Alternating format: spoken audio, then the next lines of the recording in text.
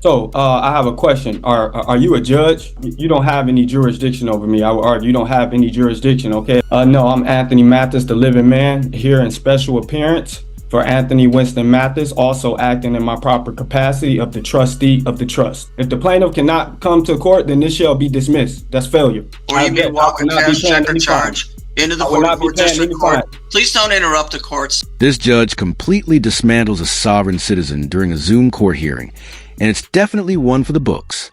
The defendant is in court for running a red light, and a police officer is present to testify. Under normal circumstances, this case is straightforward under traffic laws, but the defendant takes a completely different approach. He attempts a series of arguments that are, frankly, out of line with legal standards and make for a pretty unusual courtroom moment. Watching the judge handle his claims with precision and patience is both impressive and eye-opening. I want to hear your thoughts. What do you think of this defendant's strategy, and how well do you think the judge handled it? Drop your opinions in the comments below. If you enjoy courtroom drama and cases like this, don't forget to like and subscribe. Let's dive into the hearing and see exactly how it all unfolds. Anthony Winston Mathis? No, I'm Anthony Mathis, the living man, here in special appearance for Anthony Winston Mathis, also acting in my proper capacity of the trustee of the trust. Very well, Mr. Mathis.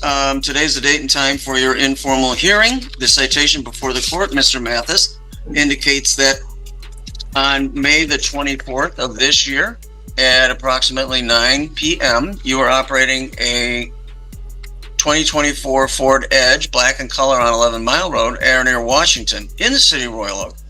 And at that place and time, you committed the civil infraction of impeding traffic. Impeding traffic, sir, is considered a lesser included offense within nearly any moving violation.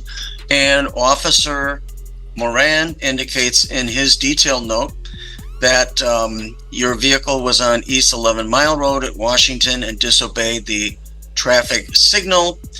The officer had a green arrow and therefore driver had a red light. Mr.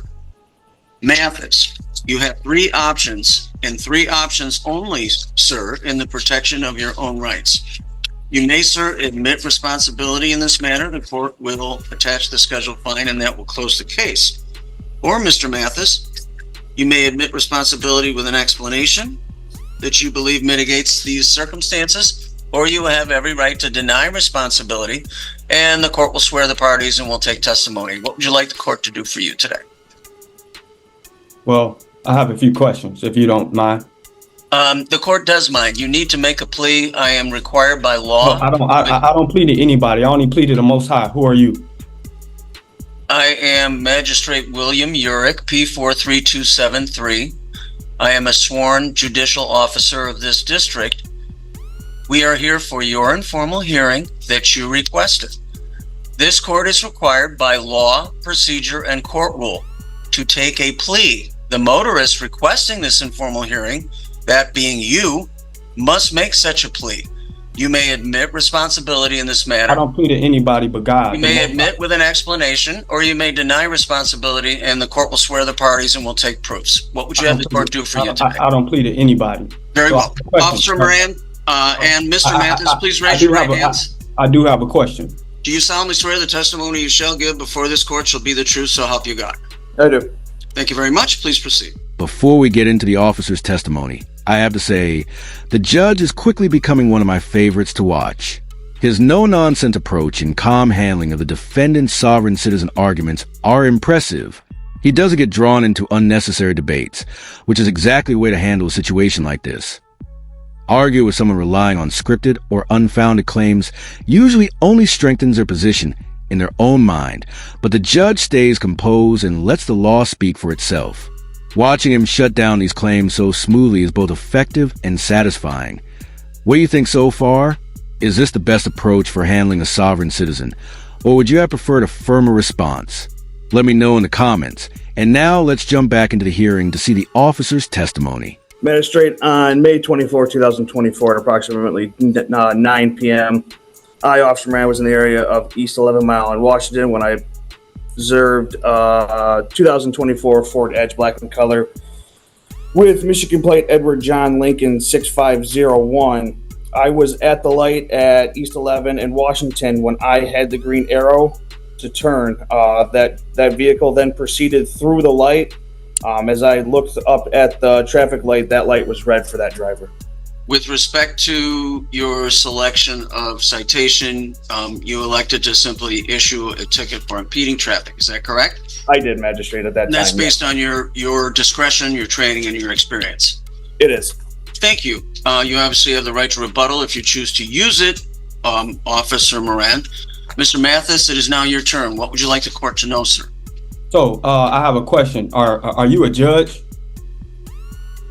Mr. Mathis, the court has already indicated it is a sworn judicial officer. It is exercising its jurisdiction lawfully over you.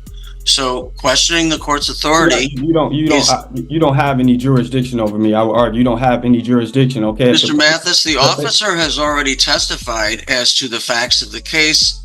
It is now your turn to testify. You can tell the court anything you wish the court to know, focusing solely on the events of the date in question. What would you like to tell the court? The plaintiff is the city of Royal Oak. Please bring the city of Royal Oak. Where's the city of Royal Oak? The defendant argues that the judge has no jurisdiction over him, but that immediately raises a question. If he truly believes that, why did he even show up to court? Claims like this rarely hold up because the court's authority is already clearly established, especially in traffic cases. Showing up and then denying the court's authority is a strategy that almost always collapses under scrutiny. This situation is a good example of how the sovereign citizen movement can create confusion, both for the courts and for viewers watching these hearings. The arguments often sound convincing at first, but they don't stand up to legal standards. Cases like this also highlight how common these claims are becoming and why judges have to remain vigilant. What do you think about this approach? Is a defendant genuinely misunderstanding the law, or is he deliberately testing boundaries? Drop your thoughts in the comments, and let's dive back into the hearing to see how the judge responds. The officer is representing the city of Royal Oak, sir. Where's the city of Royal Oak? Are you asking where it is geographically, or are you asking where it is in right terms now, of who's present on behalf of the city of Royal Oak? Where is the city of Royal Oak? Please bring the court doesn't understand your question. Are you asking where it is on a map, or where is the officer? No, I know exactly where it is on the geographic location, but where are they right now? The officer is representing the city of Royal Oak as a sworn and certified Michigan peace officer. So what else would you like to tell the court, Mr. Mathis? And please, again, the court suggests that you focus on the events of the date in question. Okay. Well, could you please bring forth the injured party?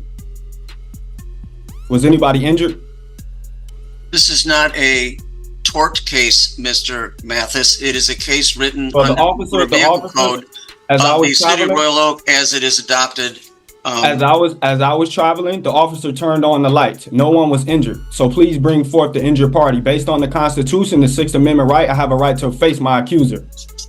If the plaintiff cannot come to court, then this shall be dismissed. That's failure. Michigan law is clear.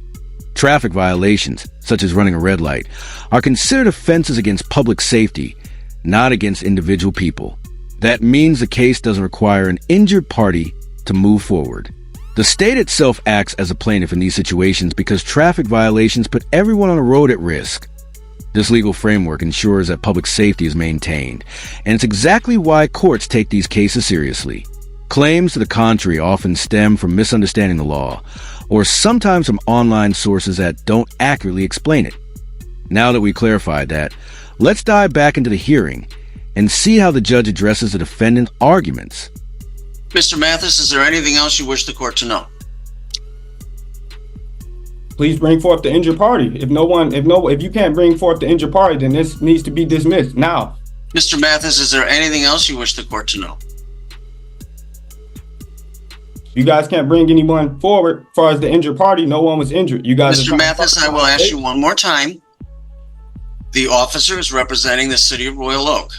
This is not a case alleging physical harm or breach of contract. Why are you trying to charge me? This is a civil case. Why are you trying to the Motor Vehicle Code, as it was decriminalized in 1979.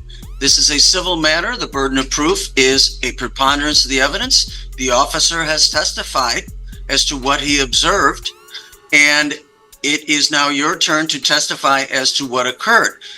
There is no requirement under the rules of procedure, civil, in this operation as of today, that requires a quote unquote injured party to be present. The officer has stated very clearly and fairly and plainly what he observed that day. So as to your testimony related to the date in question, is there anything else you would like the court to know?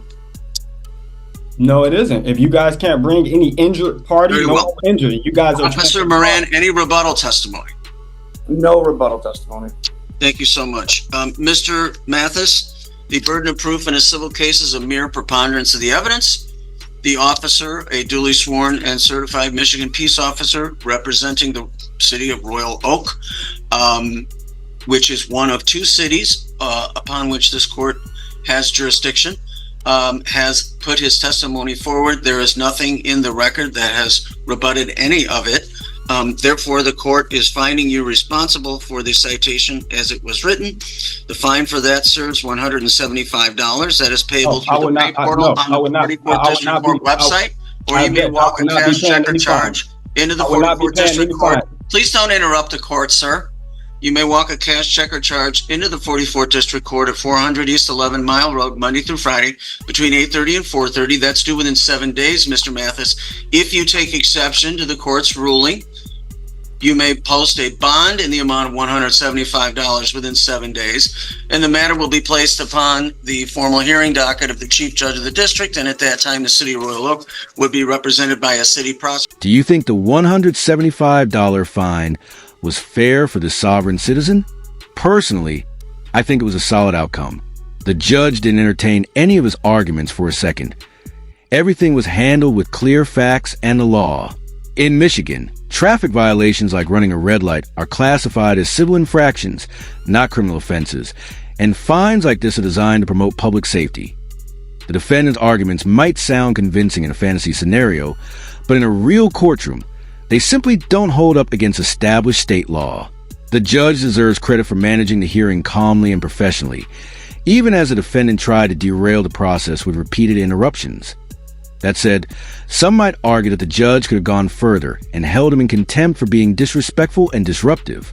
Judges do have the authority to take that step when someone interrupts proceedings or shows blatant disregard for court, and this defendant certainly tested those boundaries. It would have been a clear way to reinforce the seriousness of courtroom decorum. What do you think? Should the judge have taken a firmer stance, or was this approach enough? And one final point. The confidence with which he presented these arguments was striking, considering how unsupported they were. I'd love to hear your thoughts. Do you think he genuinely believed these claims, or is he simply trying to avoid responsibility? Drop your opinions in the comments. If you enjoyed this type of courtroom content, make sure to like and subscribe for more videos like this. Thanks so much for watching. I really appreciate you all sticking around, and I look forward to reading your thoughts. Take care, and I'll see you in the next one.